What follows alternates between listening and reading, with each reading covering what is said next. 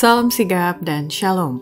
Renungan kita pada hari ini, Minggu 2 Januari 2022, berjudul Dialah Raja Kekal. Ayat intinya terdapat di dalam 1 Timotius 1 ayat 17. Hormat dan kemuliaan sampai selama-lamanya bagi Raja segala zaman, Allah yang kekal, yang tak nampak, yang esa. Amin. Pena Inspirasi menuliskan yang dimaksud dengan judul renungan kita pagi ini, Dialah Raja Kekal, sebagai petunjuk bagi kita sekarang untuk mendekatkan diri kepada Allah adalah sebagai berikut.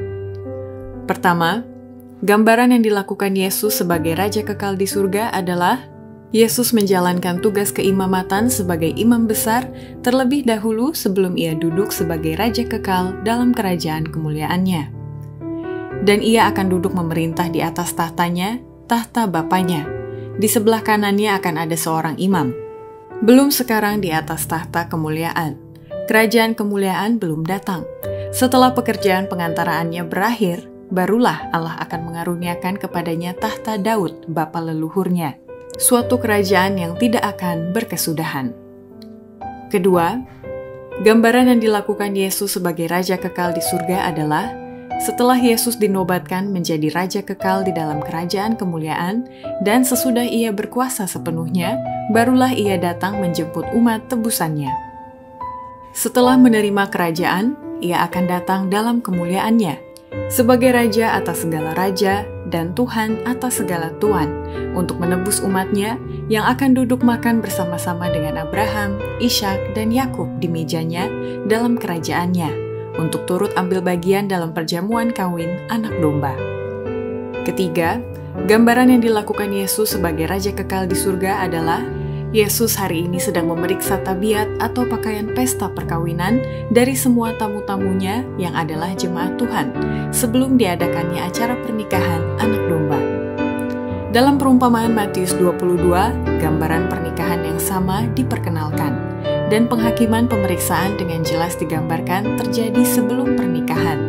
Sebelum pesta pernikahan mulai, raja itu datang untuk menemui tamu-tamu, untuk melihat kalau-kalau semuanya memakai pakaian pesta, jubah tabiat yang tidak bernoda, yang dibasuh dan diputihkan dalam darah anak domba. Ia yang ditemukan kurang, dibuang keluar. Tetapi semua yang setelah diperiksa ditemukan memakai pakaian pesta perkawinan, diterima oleh Allah, dan layak memperoleh bahagian dalam kerajaannya dan tempat duduk di atas tahtanya.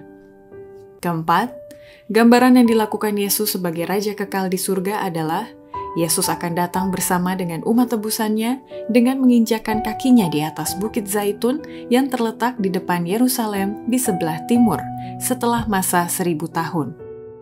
Kristus turun ke atas Bukit Zaitun dari mana ia naik ke surga setelah kebangkitannya, dan di mana malaikat-malaikat mengulangi janji mengenai kedatangannya kembali. Nabi berkata, lalu Tuhan Allahku akan datang, dan semua orang kudus bersama-sama dia.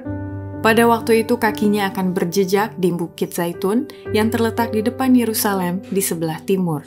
Bukit Zaitun itu akan terbelah dua dari timur ke barat, sehingga menjadi suatu lembah yang sangat besar. Setengah dari bukit itu akan bergeser ke utara, dan setengah lagi ke selatan. Maka Tuhan akan menjadi Raja atas seluruh bumi. Pada waktu itu, Tuhan adalah satu-satunya dan namanya satu-satunya. Demikianlah renungan kita pada hari ini. Kiranya Tuhan memberkati kita semua.